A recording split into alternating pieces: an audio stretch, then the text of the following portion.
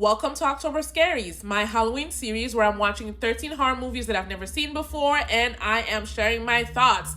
We are on movie number 3, Ganja and Hess. Ganja and Hess came out in 1973. It is directed by Bill Gunn. It stars Dwayne Jones and Marlene Clark. I first saw Dwayne Jones in Night of the Living Dead, an incredible movie. I totally understand why it's a classic.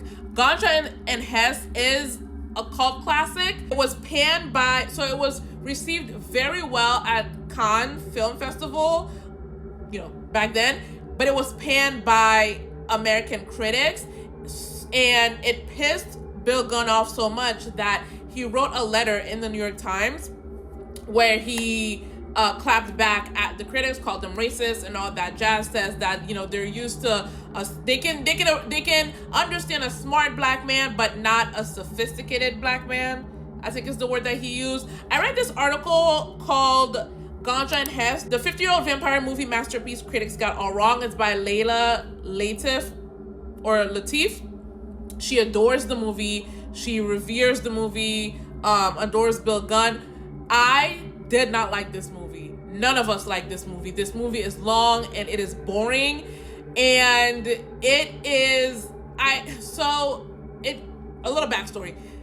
Ganja and Hess comes on the heels of Blackula, which Blackula came out in 1972. Successful. It's a blaxploitation film, and the blaxploitation era of movies is characterized, broadly speaking, depicting African American men and women as gangsters, pimps, prostitutes, drugs, ex-cons, hitmen, etc. And there is a theme of triumphing over the man, being cool, and all that jazz. I actually want to do a series on blaxploitation films. I've wanted to do that for a few years. It's still loading. So Blackula was very successful. That would be on a future list.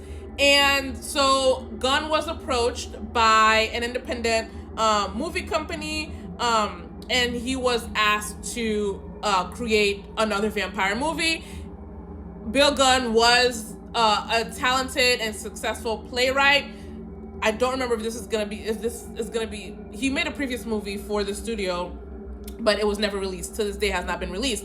Anyways, he wanted to go in the opposite direction of blaxploitation. So he wanted to depict black people as sophisticated, well-read, and all that jazz. And I see that, I read about this after watching the movie.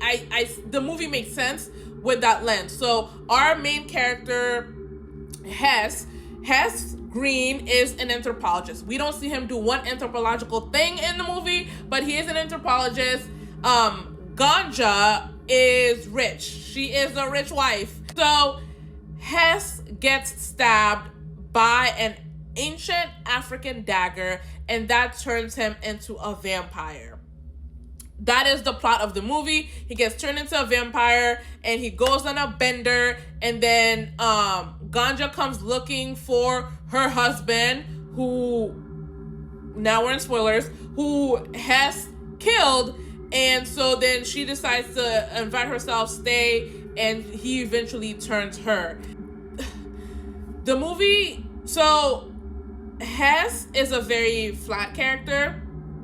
He's very stoic, and that doesn't work. This movie has long stretches of silence, not a lot of dialogue. Hess just be going through things are happening to him, and he just be doing things. So we meet him. His assistant, George Mita, is the one who ends up stabbing him with the dagger, because George, I think they said he's a schizophrenic or something like that. And so he has had suicidal ideation. And so finally he ends up, he creeps over Hess, stabs him. They get into a terribly choreographed fight. And he stabs Hess with this dagger. And this is how Hess turns. I think George offs himself. There isn't much, we get an explanation about this dagger. There are images of this ancient African tribe. So I thought there would be some development on this. So they're called the Myrthians. They were enslaved, and they suffered a death so terrible that it, when they're about to be killed, a curse formed, and so then they became vampires, and this dagger was used. Like, things are just happening. Like, Hess ends up frequenting prostitutes. That's who he feeds on, that's who he kills. And there's something there, like, from my interpretation, about like the disposability of those sex workers, that those are his victims. But we don't know how Hess feels about this. Is he shocked? Like, when I'm telling you stoic, he has nobody to talk to about this until Ganja rose up. Ganja rose up because her husband, George, has not showed up. And she wants to continue her rich lifestyle. So she moves into Hess's mansion until he shows up, but she very quickly forgets about the husband and is just like flirting with Hess. So the thing to note about Ganja, I keep flipping their names. The thing to note about Ganja is her portrayal in this movie is very different from what was mainstream at the time. Black women in blaxploitation movies were typically prostitutes, you know, not being treated well, not being written well, not, you know, strong characterization, typically. So this was different. Ganja is rich, she is sophisticated, she talks fancy, and in the end of the movie, she gets what she wants. She wanted to be taken care of. And so after Hess dies, she inherits his house as his wife, because they did get married. Hess does end up turning her. He turns her, and then because he wants to live with her forever, and literally 1 or 2 scenes later, he goes to a church to get saved. But Hess, as a character, is not walking us through what he is feeling. Like, what is your motivation? We don't know. He's like a work of art, basically. Thinking back to Bill Gunn he didn't want to be like the other girls, didn't want to make the typical vampire movie, and he did it. And unfortunately, the atypicalness of this movie does not work for me. This article and some others that I've skimmed, I read this one and skimmed others, talks about this movie having a theme of like exploring addiction. The main thing is that he's down at the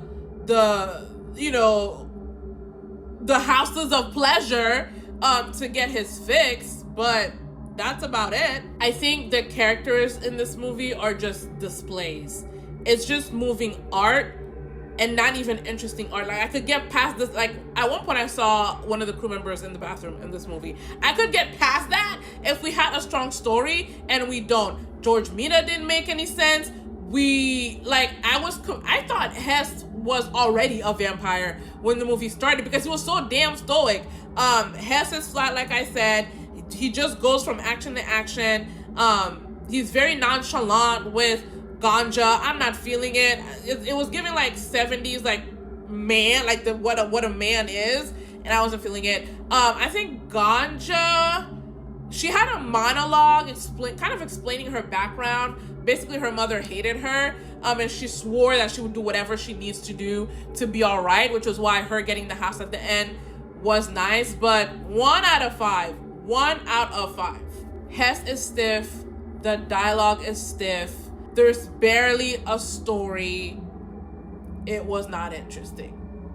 But read the article for a different opinion, and someone who does laud the movie, like the movie itself and the plot itself, what there is of it.